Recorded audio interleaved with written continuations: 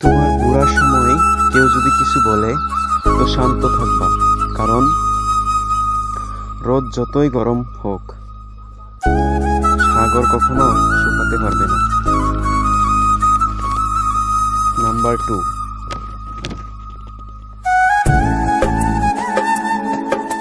এই দিন তুমি কথাটাকে বোঝার চেষ্টা করো। যারে তুমি ছেড়ে যেতে চাও না, ও তোমার হতে চায় না। 3 নম্বরটা কি?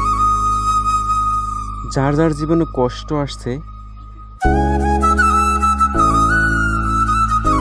তাহলে তুমি জেনে রেখো তুমি সঠিক রাস্তা দিয়ে যাচ্ছ, কারণ সফলতার রাস্তা বহুত কঠিন হয়। Topic number 4,